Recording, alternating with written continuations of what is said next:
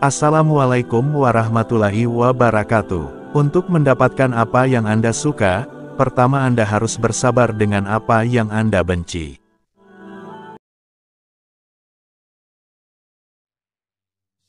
Dikisahkan, dahulu di zaman Rasulullah, apabila Rasulullah memanggil para sahabat dan kaumnya untuk berperang, berjihad di jalan Allah, mereka akan memenuhi panggilan itu dengan riang gembira, dan berebutan ingin mati syahid.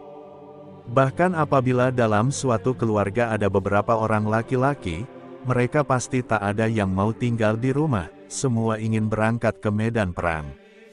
Tersebutlah sebuah kisah tentang seorang pemuda yang bernama Sa'ad bin Haitsamah.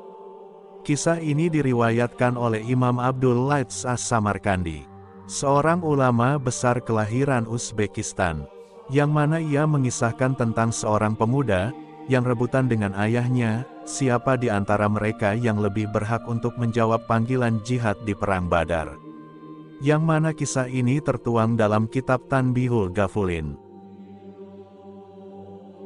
Al-Kisah, Perang Badar adalah perang besar yang akan menentukan masa depan umat Islam kala itu.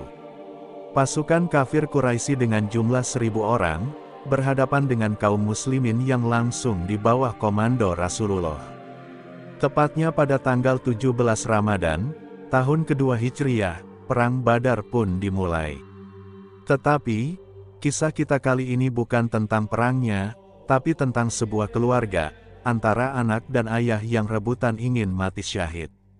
Ketika Rasulullah menyerukan untuk berjihad di Perang Badar, Sa'ad bin Haitsamah dengan segera menjawab panggilan itu.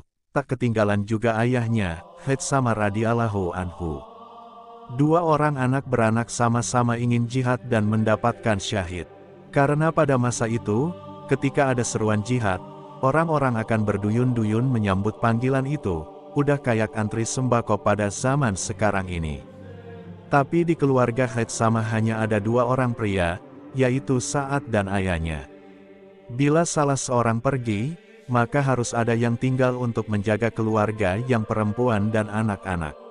Tapi ayah dan anak ini tak ada yang mau tinggal di rumah, keduanya ingin pergi berjihad dan mendapatkan syahid. Sehingga mereka akhirnya harus memilih siapa yang duluan pergi. Ketaatan Sa'ad kepada agama dan kedua orang tuanya, tak usah diragukan lagi. Tapi bila dalam urusan membela agama, itu akan lain ceritanya. Apalagi ayahnya, ia juga sangat mendambakan mati syahid. Sa'ad, tinggallah kamu di rumah, jagalah para wanita dan anak-anak. Aku akan pergi berperang, kata ayahnya kepada Sa'ad. Sa'ad tentu saja keberatan dengan usulan ayahnya, dan ia tetap ngotot ingin ikut serta dalam barisan pasukan Rasulullah. Karena Sa'ad yang tidak patuh perintahnya, membuat sang ayah marah. Lalu Sa'ad berkata kepada ayahnya, Rasulullah telah memerintahkan untuk berjihad, sedangkan engkau memintaku untuk tetap di rumah, bersama para wanita dan anak-anak. Bagaimana aku harus taat padamu, sedang di sisi lain, aku menentang perintah Rasulullah dan Allah. Tapi nak, jika ada yang lebih berhak di rumah ini untuk memenuhi panggilan jihad itu, maka akulah orangnya, ayahmu. Wahai ayahku, jika bukan dalam urusan membela agama, aku pasti akan mendahulukanmu, tapi dalam hal ini, aku memiliki kewajiban dan keinginan yang sama denganmu. Karena tidak ada yang mau mengalah, akhirnya mereka memutuskan untuk diundi saja. Dan Sa'ad bersorak kegirangan ketika ia memenangkan undian tersebut. Berarti dia yang berhak pergi terlebih dahulu, bersama barisan kaum muslimin. Al-Kisah, berangkatlah Sa'ad ke medan perang, dan ia pun memperoleh apa yang selama ini diidam-idamkannya, ia gugur sebagai syuhada. Menerima kabar kematian putranya, Haitsamah pun segera berangkat ke medan perang.